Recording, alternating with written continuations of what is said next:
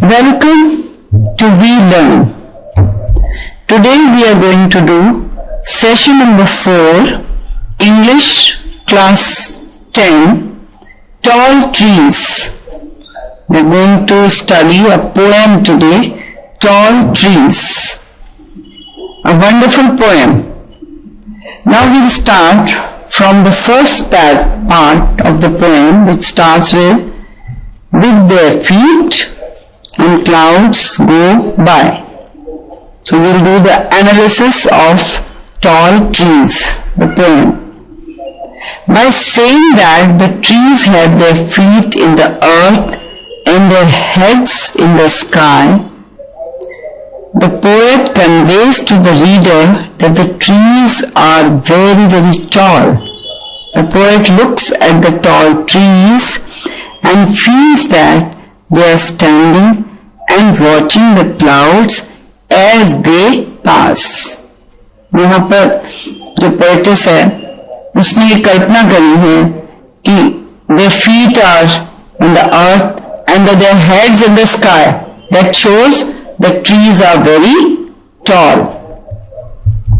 Then she also describes the trees as if they were human beings with heads and feet and even eyes to see things around them. A beautiful description of the poem by the poetess that the trees are so tall that their feet are in the earth and their heads are in the clouds. So tall trees and the eyes around to see the things. She feels that some human beings are like the tall trees that are strong, tall and powerful. This is in the poem. जब आप poem पढ़ते हो कविता में हमेशा कुछ natural चीजों को जब कंपेयर किया जाता है तो उसके अंदर एक हिडन मीनिंग होता है जिसको आपको ढूंढना होता है कि किस रेफरेंस में ये आपको बताया जा रहा है कि tall trees.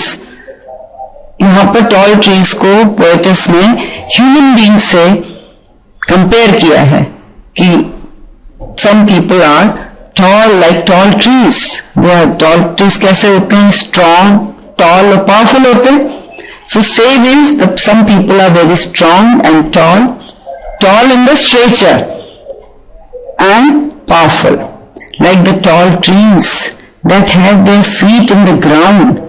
These empowered human beings are humble, kind and caring towards those who need their help. जैसे एक बड़ा सा बरगद का पेड़ है, वो इतना ऊंचा होता है और इतना चौड़ा होता है कि उसकी छाया में सबको शांति सुकून मिलता है. तो वही चीज यहाँ पे ह्यूमन बीइंग से कंपेयर किया जा रहा है कि जो महान लोग होते हैं they are like tall trees and these empowered human beings, ये खुद शक्तिशाली हैं. तो ये जितने शक्तिशाली होते हैं good human beings, they are like tall trees. They are very humble, they are very kind and they are very caring towards those who need their help. So this is the comparison of good people with the tall trees. Now the second part of the poem. In the second part, when the dusk in a nest. The lines start with when the dusk and ends in a nest. So the poet gives an integrated picture of nature in this stanza. In the evening, the darkening sky drives the birds to the safety of their homes in the trees. शाम के समय सब birds होते हैं वो वापस अपने सारा दिन उड़ के घूम के इधर उधर फिर इवनिंग टाइम पे वो सब वापस आ जाते हैं. In this way, the different elements in nature complement each other to provide comfort and shelter to the birds. तो टॉल ट्रीज हैं वो बर्ड्स को शेल्टर दे रहे हैं, उनको कंफर्ट प्रोवाइड कर रहे हैं. तो जैसे आपने फर्स्ट स्टैंजा में देखा था कि good human beings like trees are compared with the good human beings, कि good human beings भी जो हैं वो काफी सारे लोगों को comfort और shelter provide करते हैं. Now part 3. Part 3 हमारा शुरू होता है and then and world that's sleeping. So the evening changes into the night, and by the light of the moon, the trees stay awake to keep a watch over the world as it sleeps. The poet sees the tall trees as our protectors and guardians, in whose care we can sleep safely and soundly without any worries. उसमें बताया था कि सुबह जाती हैं चिड़ियाएं, जैसे शाम को वापस अपने शेल्टर पे आती हैं, उनको शेल्टर प्रोवाइड करते हैं. तो ऐसे ही रात के समय trees stay awake to keep a watch over the world as it sleeps. सारी दुनिया जब सोती है रात को तो पेड़ जाग के रक्षा करते हैं, शेल्टर देते हैं, वॉचमैन की तरह काम करते हैं. तो पोएट ने कंपेयर किया है कि टॉल ट्रीज जो हैं वो गार्जियंस की तरह हैं, प्रोटेक्टर्स हैं, जिसकी छाया में हम आराम से चिंताओं से मुक्त होके सो सकते हैं. So this is about the poem, beautiful poem, जहां पर ट्रीज को हम एक प्रोटेक्टर की तरह, एक गार्ड की तरह, एक प्रोवाइडर की तरह दिखाया गया है, पोएट्स ने दिखाया है. अब हम इसकी एप्रिसिएशन करेंगे, पोएम्स में क्या है, क्या इसकी क्वालिटीज हैं. That is called appreciation of poem. तो पहला पॉइंट इसमें है personification. What is personification? Personification होता है when we speak of a thing as if there were a living being, it is called personification of that object. जब हम किसी चीज को एक लिविंग बीइंग की तरह दिखाते हैं, जैसे पेड़ों को हमने दिखाया है कि वो देख सकते हैं, वो फील कर सकते हैं. वो फॉर एग्जाम्पल व्हेन वी से walls have ears, we speak of walls as if they were living beings with ears. Walls have ears जब हमने बोला है तो हमने उसको एक लिविंग बीइंग बना दिया है. When we say fortune smiles on those who work hard, we give a human form and a smile to good luck. तो यहाँ पे आपने देखा है कि ट्रीज को भी हमने हर स्टेप पर एक ह्यूमन बीइंग की तरह देखा है. तो इसको हम कहते हैं पर्सोनिफिकेशन, पर्सोनिफाई करना. Then literacy forms. अब एप्रिसिएशन में एक तो पर्सोनिफिकेशन आपने देख लिया कि कैसे हमने उसको ह्यूमन बीइंग्स की तरह पेड़ों को मान के और ह्यूमन वैल्यूज के साथ उसका कंपैरिजन किया है. अब लिटरेसी फॉर्म क्या होता है?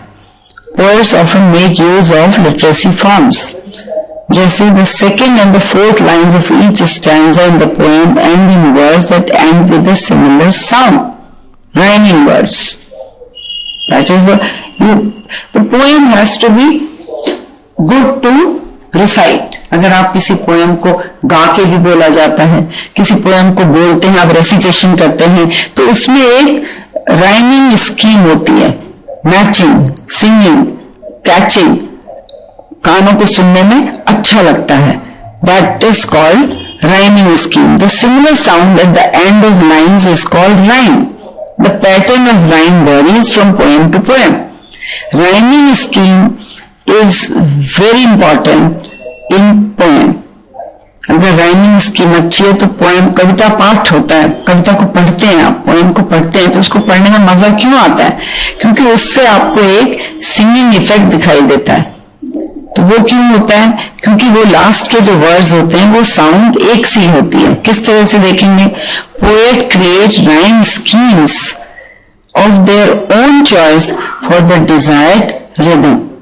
रिदम के लिए स्कीम्स होती है, राइमिंग स्कीम्स. किस तरह से है? देखिए राइमिंग वर्ड्स, किस तरह से राइमिंग वर्ड्स होते हैं. इन this poem the poet uses various rhyming words. Example: sky by, rest, mist, peeping, sleeping, beam, gleam, feel, deal. Like ये वर्ड्स देखिए आपको sky, by, rest, nest, peeping, sleeping, beam, gleam, feel, deal. Matching words हैं. जब आप पढ़ना शुरू करोगे poem को तो अपने आप ही राइमिंग वर्ड से आपको एक सिंगिंग इफेक्ट आता दिखाई देगा और and then you enjoy poetry. Now critical analysis. अब हम इस पोएम की क्रिटिकल एनालिसिस करेंगे. क्रिटिकल एनालिसिस कैसे होती है देखिए. किस तरह से पोएम में पोएट ने डिस्क्राइब किया है. In the poem Tall Trees, the poet presents an integrated picture of nature. Nature की एक इंटीग्रेटेड पिक्चर है. उसमें अर्थ भी है, क्लाउड भी है, उसमें बर्ड्स भी हैं, उसमें ट्रीज भी हैं, उसमें पूरा नेचर आ गया है. तो ये आपका उसने एक नेचर की पिक्चर को आपके आगे दिखाया है. एंड कंपेयर मून है, कंपेयर किया है ह्यूमन बीइंग से. It is a harmonious world where various elements and objects of nature like the clouds, birds, day, night, moon work in close association and without any disagreement. All the natural things are in perfect collaboration with each other. सबका एक दूसरे के साथ संबंध दिखाया है. Birds का trees के साथ, डे और नाइट में, डे में वो हार्ड वर्क करके नाइट में वो वापस आते हैं. मून की कूलनेस से वो आराम करते हैं और पेड़ एक गार्ड की तरह देखते हैं. तो ये सारा एक दूसरे के साथ एडजस्टमेंट करके सारे जो डिफरेंट एलिमेंट्स हैं कैसे हार्मोनियस वर्ल्ड बनाते हैं, ये आपको पोएट ने दिखाया है. It is a pleasant picture of selfless care and protection. क्या आप दिखाना चाह रहे हैं? पोएटेस जो है वो इस पोएम में क्या बताना चाह रही है? वो यही बताना चाह रही है कि देखो, toll trees they give selfless service, they give protection, selfless service to mankind. Same is the case with the people, the great people. They are like trees. They give selfless care and protection to the human beings. तो जितने भी महान लोग हुए हैं उन्होंने समाज की सेवा करी है, समाज को कुछ दिया है और सेल्फलेस दिया है और एक प्रोटेक्शन जो दिया है उसी को टॉल ट्रीज से कंपेयर करते हुए पोएट ने बताया है. Now the trees provide shelter to birds and guard the world as it sleeps. They do not ask for anything in return. The trees are tall but they are not proud of their height and stature. Now again in this poem poetess has given the example of birds. They find shelter under the trees and trees are like guard. They are providing protection. So trees are tall but they are not proud of their height and stature. जो great लोग होते हैं, जो महान पुरुष होते हैं, वो कभी भी उनको अपनी महानता पे कोई घमंड नहीं होता है. They are not proud कि वो उनके पास इतना पैसा है, वो इतने महान है. उनका तो जीवन ही दूसरों को प्रोवाइड करने के लिए, प्रोटेक्शन और गाइड करने के लिए होता है, जैसे बड़े बड़े ट्रीज का होता है. Even the small birds are dear to them, they love them and protect them at night. वो ये नहीं देखते कि कोई छोटा बर्ड है, बड़ा बर्ड है, छोटा पंछी है, बड़ा पक्षी है. No, for them all are same. ये एक उन्होंने पेड़ों के लिए जैसे सब बराबर हैं, वो सबको शेल्टर देते हैं, छोटे बड़े सबको. ऐसे ही जो महान पुरुष होते हैं वो सबको प्रोवाइड करते हैं, गाइडेंस है, लीडरशिप है, सबको देंगे. Human beings who are tall and powerful like tall trees should also be humble and caring like them. एक मैसेज पोएटेस देना चाहती है कि जैसे ट्रीज होते हैं, टॉल ट्रीज होते हैं, ये पावरफुल ही नहीं होते, हम्बल भी और केयरिंग भी होते हैं. तो ऐसे ही जितने भी महान लोग होते हैं, जो पावरफुल लोग होते हैं, उनको भी हम्बल होना चाहिए और केयरिंग होना चाहिए, जैसे टॉल ट्रीज होते हैं. Now suggested response. अब सजेस्टेड रेस्पॉन्स क्या होगी देखिए. Nature is presented as an integrated whole. The trees lovingly watch the clouds. The dusk sends birds to their homes in the trees. The trees make the birds comfortable in their nest. At night the moon spreads her soft moonlight over the world and the trees silently keep a watch. It's a picture of harmonious coexistence and working together for others' welfare. इस पूरे description में poet's ने क्या दिखाया है कि पेड़ जो है वो सुबह सब काम पे चले गए, सारा दिन मेहनत करके शाम को जब वापस आते हैं तो एक उनका घर है, एक उनको घर प्रोवाइड किया जा रहा है. उनको एक ये है कि हमने सारा दिन हार्डवर्क किया है तो इवनिंग में जाके शाम को जाके उनको एक they have something to look for, something better. और जो प्रोवाइड करने वाला पेड़ है वो साइलेंटली वॉच कर रहा है, देख रहा है कि हाँ सब कुछ ठीक ठाक चल रहा है. तो ये होता है हार्मोनियस को existence, working together for others welfare. दूसरों का, जो बड़े महान लोग होते हैं, जो पावरफुल लोग होते हैं, वो सिर्फ ये देखना है उनका काम कि सब कुछ ठीक से चल रहा है, सब लोगों, सब जगह सुख शांति प्रोस्पेरिटी वेलफेयर, सब जगह सबको सब कुछ मिल रहा है और सब कुछ शांति के साथ चल रहा है. यही एक एम है पोएटिस का इस पोएम में पेड़ों के थ्रू बताने का. Now individual response. अब आपने देखा पूरी पोएम पढ़ने के बाद इसका कंपैरिजन महान पुरुषों से, रिस्पॉन्सिबल लोगों से, पावरफुल लोगों से, पावरफुल ट्रीज को कंपेयर करने के बाद आपकी क्या रिस्पॉन्स है, आप क्या समझे.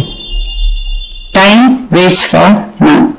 पहली चीज ये है कि कोई time and tide wait for none. पेड़ बढ़ता जा रहा है, ग्रो कर रहा है, दुनिया आगे बढ़ती जा रही है, इसलिए time marches on. Time does not stop. Time stands stood still. Time किसी का वेट नहीं करेगा, टाइम आगे बढ़ता जाएगा, टाइम कभी रुकेगा नहीं. तो मैसेज क्या है, हमें क्या करना है, हमें समय के साथ साथ आगे बढ़ना है. हमेशा पेड़ की तरह बनो, एक महान पेड़ की तरह, एक महान आत्मा बनो, दूसरों के लिए कुछ करो. पावरफुल हो तुम, बड़े हो, तुम्हारे पास कुछ है देने के लिए तो दूसरों को दो और सिखाओ.